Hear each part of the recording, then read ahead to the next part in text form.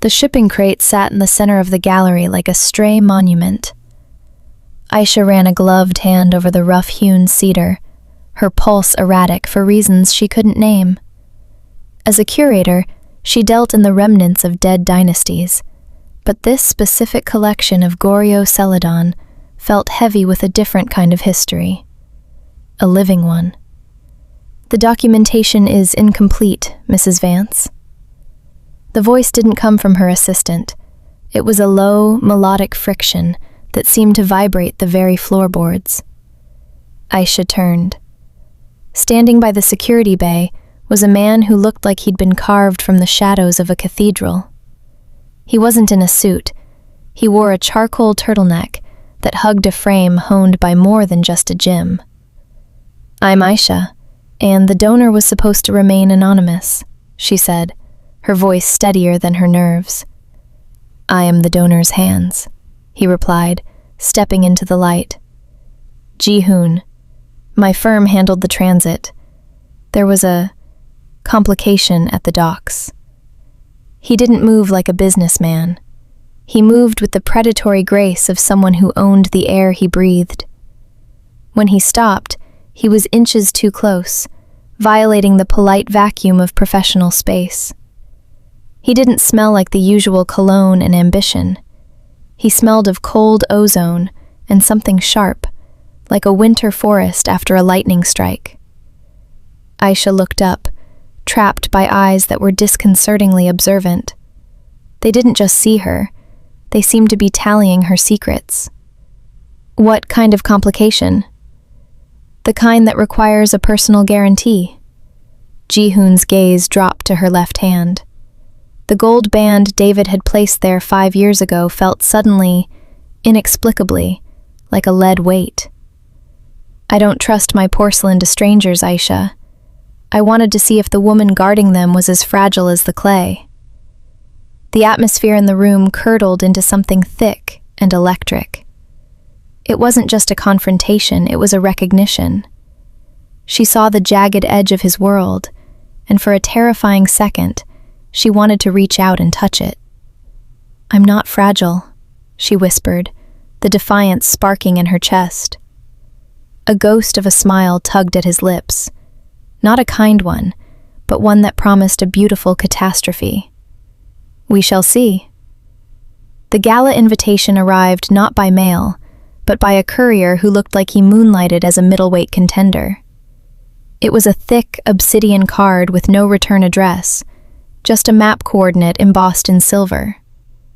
"Another charity thing?" David asked, barely looking up from his laptop. He was buried in a merger defense, his face washed out by the blue light of the screen. "I can't make it, Take the intern." Aisha looked at the card, then at her husband. David was a good man, predictable as a metronome, but lately he felt like a blurred photograph in her peripheral vision. "It's a private showing, David, not a charity thing."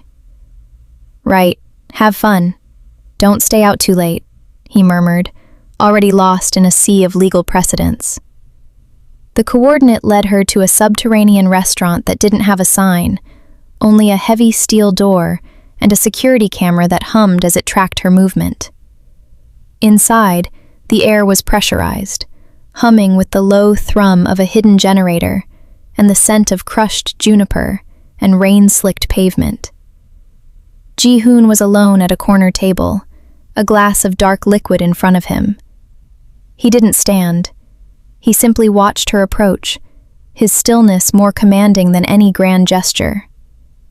Tonight, he wore a silk shirt the color of a bruised plum, unbuttoned at the collar to reveal a glimpse of a tattoo, a jagged, ink-black tail of something ancient climbing toward his throat. "You came," he noted. It wasn't a question. It was a confirmation of a bet he'd already won. "I have questions about the provenance of the third vase," Aisha lied, sliding into the velvet chair opposite him. Her skin felt too tight for her body. "No, you don't. You're curious about the man who sent it." Ji-Hoon leaned forward. The table between them felt like a live wire. Your life is a series of curated boxes, Aisha. Perfectly labeled, perfectly safe. But you look at those relics in your gallery and you don't see art. You see a cage.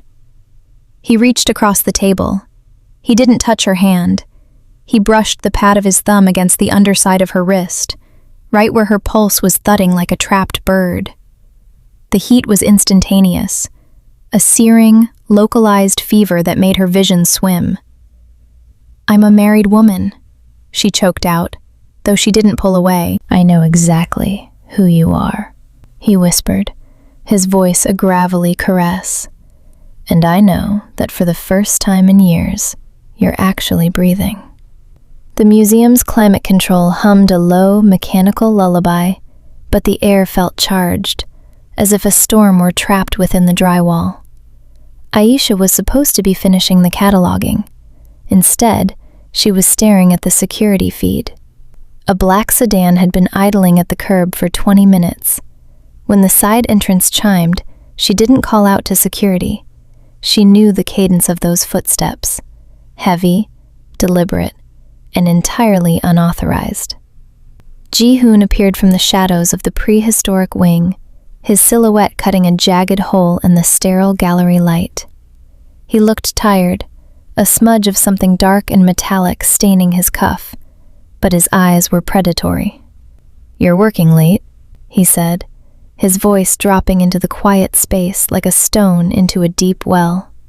"The Goryeo pieces, they need more than just a label," Aisha replied, her back to him as she fussed with a display case. Her hands were trembling. "They need a context I don't have." He was behind her before she could draw her next breath. He didn't touch her, but the heat radiating from his chest felt like a physical weight against her spine. The scent of him, cold iron and something like burnt sugar, overwhelmed the sterile lemon wax of the gallery. "Context is a luxury, Aisha," he murmured, his breath ghosting over the sensitive skin of her nape. "In my world, things simply are. You either own them, or you destroy them so no one else can." He reached around her, his leather-clad arm boxing her in against the glass case. He picked up a magnifying loupe from the velvet cloth, his fingers grazing hers. The contact was a jolt of pure, unadulterated electricity that made her knees turn to water. Aisha turned in the small circle of his arms, her chest heaving. The fluorescent lights overhead flickered, casting sharp, rhythmic shadows across his high cheekbones. "You shouldn't be here. My husband is at a deposition. Room 402. He'll be there for 3 more hours." Ji-Hoon's gaze dropped to her mouth, his expression hardening into something desperate and hungry. "Don't use a ghost to protect yourself from a living man." He leaned in, the tension snapping like a frayed cable. His hand slid into her hair, gripping the base of her skull with a firm, possessive pressure. When his lips finally crashed against hers, it wasn't a soft inquiry, it was a reclamation. It tasted of salt and forbidden adrenaline. Aisha let out a broken sound, her fingers digging into the silk of his shirt, pulling him closer until there was no space left for secrets. The sanctuary was a brutalist concrete loft overlooking the Han River, stripped of everything but the essentials: a low bed, a wall of monitors, and the heavy silence of a fortress. Outside, the world thought Aisha Vance was at an archaeological symposium in Incheon. Inside, she was unraveling. Ji-Hoon stood by the floor-to-ceiling glass, his back a map of scars that told stories he refused to voice. The moonlight caught the jagged ink of the dragon on his shoulder, making the creature appear to writhe with every breath he took. "You're staring," he said, not turning around. "I'm trying to memorize the parts of you that don't belong to the Syndicate," Aisha replied, sitting on the edge of the silk sheets. The fabric felt like cool water against her skin, a sharp contrast to the fever that had consumed the last 3 hours. He turned then, his movement fluid and dangerously quiet. He crossed the room, dropping to his knees between her parted legs. He didn't look up at her. Instead, he rested his forehead against her stomach, his large, calloused hands gripping her waist as if she were the only thing keeping him tethered to the earth. The steamy haze of their encounter still hung in the air, not the practiced, polite intimacy she shared with David, but a raw, kinetic exchange that left her bruised and breathless. With Ji-Hoon, sex wasn't an obligation. It was a temporary truce in a war she didn't fully understand. "There is no part of me that doesn't belong to them, Aisha," he rasped, his voice muffled by her skin. "Except maybe this." He pressed a lingering, searing kiss to the inside of her thigh, his stubble grazing her like fine sandpaper. Aisha shuddered, her fingers threading through his dark hair, pulling him closer despite the voice in her head screaming about the wreckage they were creating. Every second in this room was a theft, from her marriage, from his enemies, from gravity itself. "Then stay here," she whispered, a desperate plea. "Just for tonight. Let the world think we've already disappeared." Ji-Hoon looked up, his dark eyes clouded with a rare, terrifying vulnerability. "If I stay, I might never let you go back, and that would be the end of us both." The illusion of their sanctuary shattered with a vibration that wasn't passion, but a burner phone buzzing against a glass nightstand. Ji-Hoon was upright in a heartbeat, his muscles coiling like a spring-loaded blade. He didn't check the message. He already knew the rhythm of the threat. "Stay here. Don't go near the windows," he commanded, his voice returning to the refrigerated tone of the Golden Dragon boss. Aisha pulled the duvet around her, the silk suddenly feeling like a funeral shroud.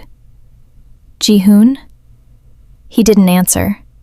He was already pulling on a holster, the leather creaking in the silence. Through the gap in the heavy curtains, the Seoul skyline looked like a circuit board, cold and binary. Below, a silver SUV had circled the block 3 times, a mechanical shark scenting blood. 2 hours later, Aisha was back in her suburban kitchen, the transition so jarring it felt like decompression sickness.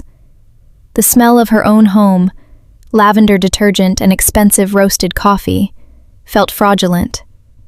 David was sitting at the island, a glass of amber liquid in his hand. He looked older, the fluorescent kitchen lights catching the fatigue in the corners of his eyes. "The symposium ended early?" "Technical difficulties with the keynote," Aisha lied, her throat tight. She felt the ghost of Ji-Hoon's touch on her skin like a brand he'd burned into her. David stood up, walking toward her with a slow, deliberate pace that made her heart hammer against her ribs. He reached out, not to hug her, but to pluck a stray, dark thread from her shoulder. Silk, from a shirt that wasn't his. "You've been distracted, for weeks. You're physically here, but it's like I'm living with a reflection." He stepped closer, his scent, clean, soapy, safe, suffocating her. "Is there someone else? An old colleague? Someone from the gallery?" "David, Don't," he interrupted, his voice cracking with a rare flash of steel. "I'm a lawyer, Aisha. I know when a witness is rehearsing. Just tell me you're safe." Safe. The word tasted like ash. As David turned away to rinse his glass, Aisha looked out the kitchen window. In the reflection of the glass, she saw a pair of headlights pull up to the curb of her quiet street. The Syndicate wasn't just watching Ji-Hoon anymore. They were watching her. The air in the safe house smelled of stale gunpowder and ozone. Ji-Hoon didn't look like a king anymore. He looked like a soldier in a war he was losing. He paced the narrow length of the room, his jaw set so tight the bones seemed ready to snap. "They photographed you," he said, his voice a jagged edge. He threw a stack of grainy surveillance photos onto the scarred wooden table. There was Aisha, laughing in the rain outside a cafe. Aisha, entering the loft. Aisha, looking over her shoulder with a glow that only he had authored. "Who is they?" Aisha asked, her voice small against the roar of the city outside. "The Kang Syndicate. They don't want my territory. They want my pulse. And they found it in you." He stopped, his back to her, his shoulders heaving with a suppressed tremor. "They sent a courier this morning.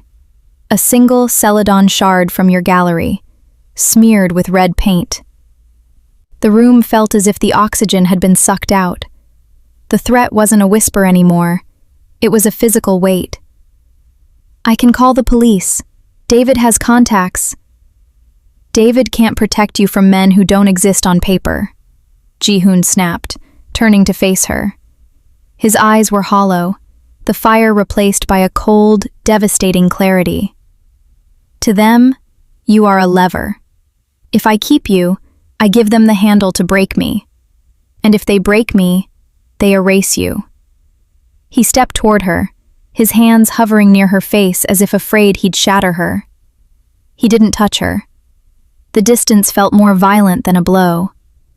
"You have to go back, to the gallery, to the lawyer, to the life where the worst thing that happens is a boring Tuesday."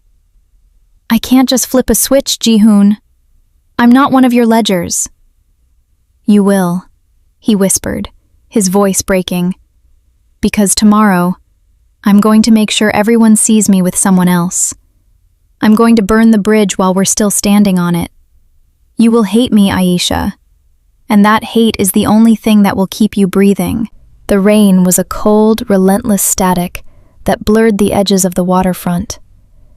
Ji-Hoon stood by the rusted railing of Pier 47, his black wool coat absorbing the moisture until he looked like a silhouette carved from wet coal. Aisha approached him, her heels clicking a frantic, uneven rhythm on the sodden wood. She didn't have an umbrella. She wanted to feel the sting of the storm, something to match the caustic ache in her chest. "The news said there was a shooting at the docks," she gasped, reaching him. She grabbed his arm, her fingers sinking into the heavy, damp fabric. "They said a logistics executive was targeted. I thought—" "You thought wrong," he said, his voice as flat and clinical as a scalpel. He didn't turn to look at her. Beside him stood a woman she didn't recognize, a sleek, sharp-featured girl in a leather trench coat who watched Aisha with bored, lethal eyes. "This is Min-hee," Ji-Hoon said, finally turning. His expression was a desert, vast, dry, and devoid of life. "She's my new consultant. My business requires compatibility. You were a distraction, Aisha. A delicate antique I played with until the novelty wore off." The words hit her with more force than the wind. Aisha recoiled, her hand dropping from his arm as if the wool had turned to white-hot iron. "You're lying. I saw your face in the loft. I felt—" "You felt what I wanted you to feel," he interrupted, his lip curling into a sneer that didn't quite reach his hollow eyes. He stepped closer, leaning down so only she could hear him over the crashing waves. The scent of him, ozone and cold metal, was a cruel reminder of the nights they'd stolen. "Go back to your husband, little curator. Go back to your dust and your labels. You don't have the stomach for the blood on my hands." He reached out, his gloved fingers catching a stray lock of her wet hair, tucking it behind her ear with a mock tenderness that felt like a final insult. "Don't come looking for me again," he whispered, his voice cracking for a fraction of a second, a hairline fracture in a stone wall. "If I see you again, I won't be so polite." He turned and walked toward the idling sedan, Min-hee trailing behind him like a shadow. Aisha stood alone on the pier, the salt air stinging her eyes, watching the red glow of his taillights vanish into the gray veil of the city. The bridge wasn't just burned. The ashes had been scattered to the sea. The hallway of the brownstone was silent, save for the rhythmic, mechanical ticking of the grandfather clock in the foyer. It sounded like a countdown. Aisha stood by the umbrella stand, her coat still heavy with the phantom dampness of the pier. She looked at her reflection in the gilded mirror. She didn't recognize the woman staring back. The polished, curated version of Aisha Vance had stayed behind on that dock, drowned in the gray harbor water. David was in the living room, the amber glow of a single floor lamp casting long, skeletal shadows across the Persian rug. He wasn't working.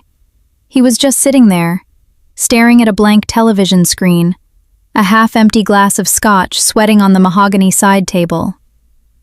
"You're home late," he said, his voice devoid of its usual professional cadence. It was hollow, textured like dry parchment. Aisha didn't move. The weight of the secret was a physical mass in her throat, a jagged shard of Goryo clay that refused to be swallowed. "David?" He turned his head slowly. The light caught the deep lines of exhaustion etched into his face. "I called the gallery. They said you left hours ago. I called the symposium organizers in Incheon. They said you never checked in, Aisha." He stood up, his movements stiff, mirroring the rigidity of the life they had built together. A life of quiet dinners, safe conversations, and a passion that had flickered out years ago without either of them noticing the cold. "I need to tell you where I've been," Aisha whispered.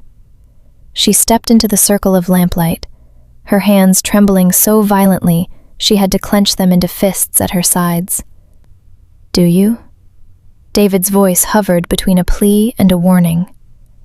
"Because once you say it, there's no unsaying it. The glass is already cracked. Don't shatter it." Aisha looked at the wedding photograph on the mantel. Two strangers smiling in a world that no longer existed. She thought of Ji-Hoon's cold, sacrificial cruelty on the pier. He had tried to save her by becoming a villain, but she realized she couldn't be saved by another lie. She owed the truth to the woman she had become. "I wasn't at a symposium," she started, her voice gaining a terrifying, crystalline clarity. "I was with a man named Ji-Hoon. And David, I didn't just go to him, I stayed." The silence that followed was deafening, a vacuum that sucked the air from the room. David's glass paused halfway to his lips. He didn't blink. He didn't shout. He simply set the glass down with a soft, deliberate clink and looked at her, his eyes searching hers for a punchline that wasn't coming. "Aisha?" he breathed, the word a fragile question. Aisha took a breath, the truth finally spilling out, raw and irreversible. "It wasn't a mistake, David, and it wasn't a distraction. I loved him." David stood frozen, his face a mask of crumbling stone as the reality of her words began to settle into the floorboards between them. He opened his mouth to speak, his hand reaching out toward the back of the sofa for support, and then